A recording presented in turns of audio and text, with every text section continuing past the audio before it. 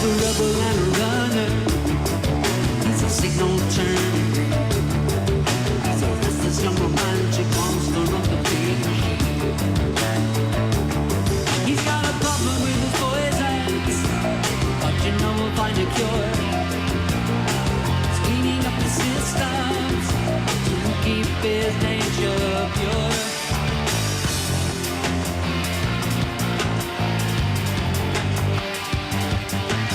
Then he can match the beat of the old world man. Hey everyone, I would just like to thank you for being so supportive with my first episode, and I would like to welcome you to the second episode of Mr. Horton Hears.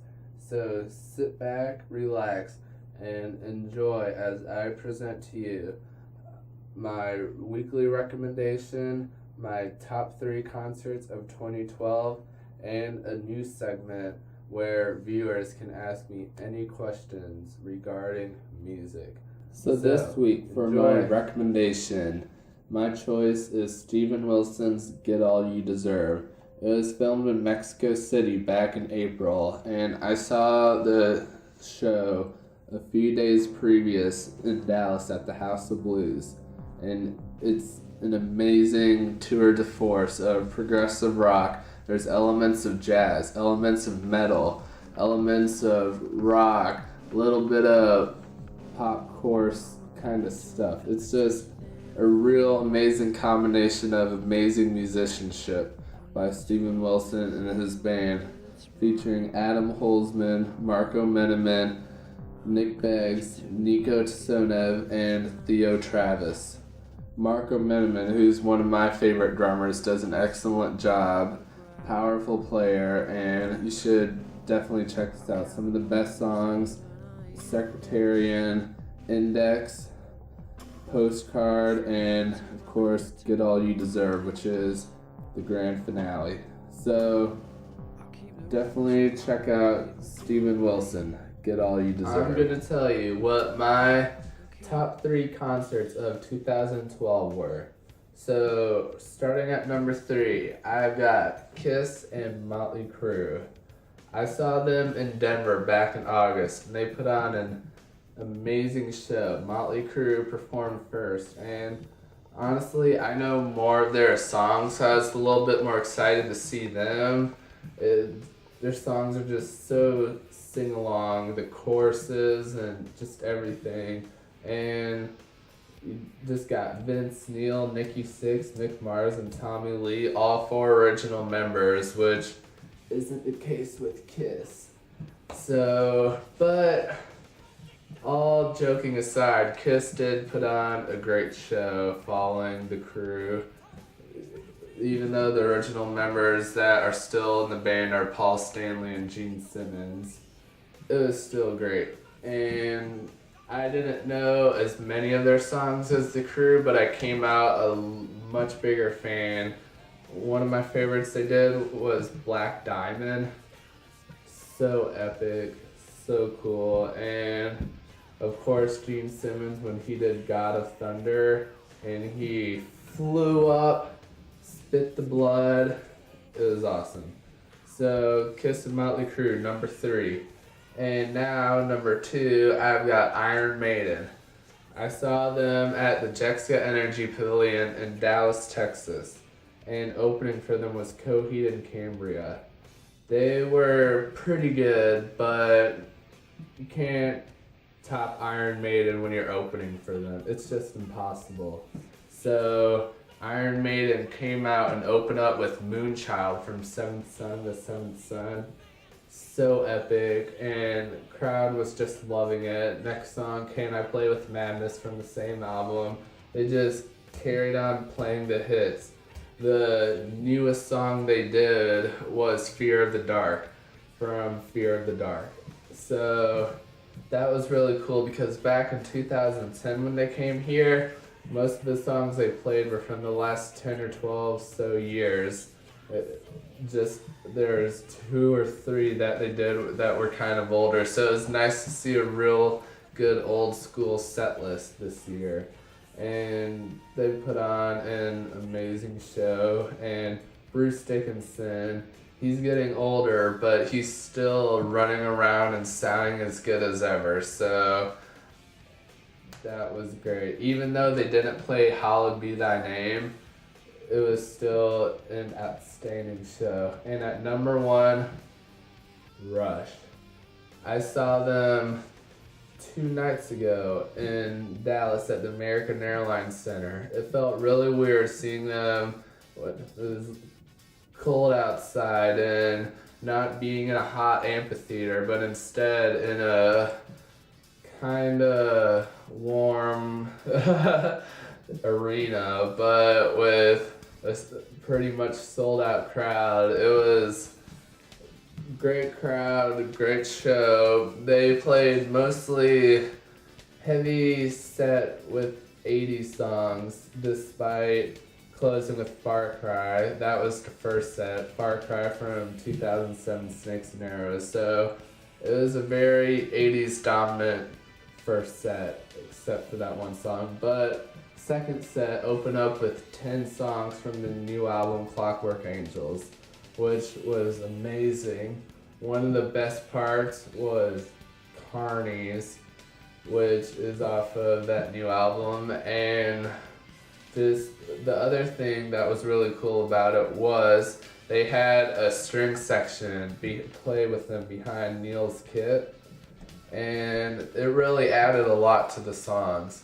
And not to mention that this show on the tour they're filming for a future DVD release.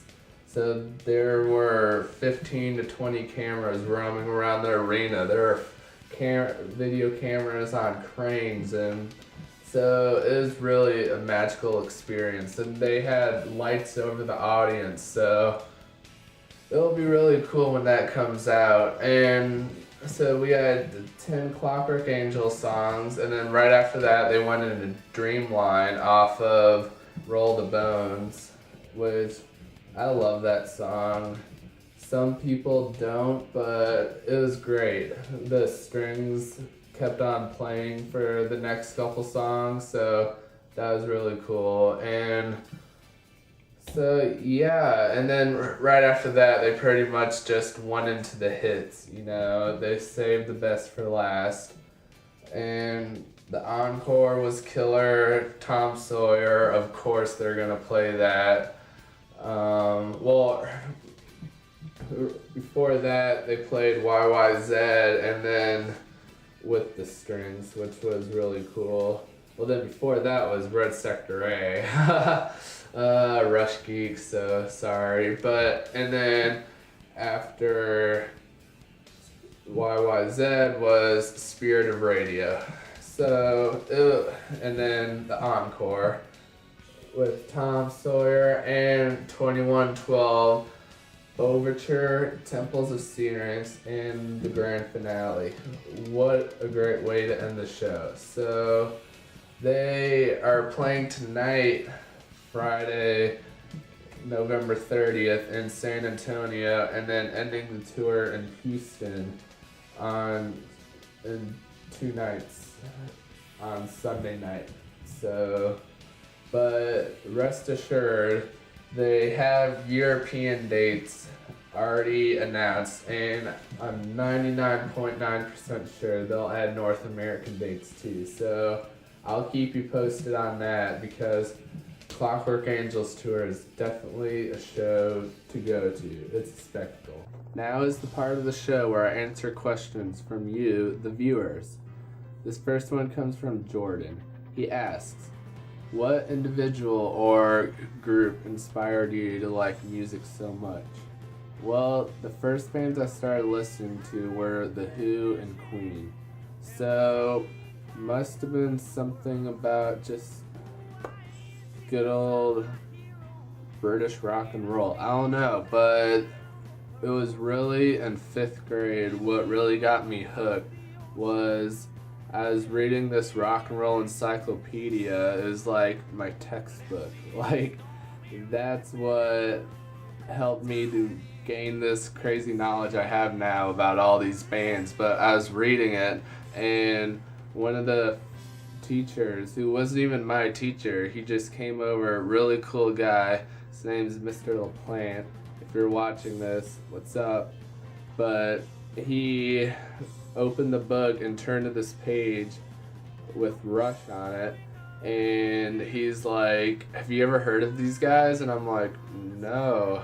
It is an amazing picture of them, black and white, but they had double neck guitars, and you just knew there had to be something cool about this group.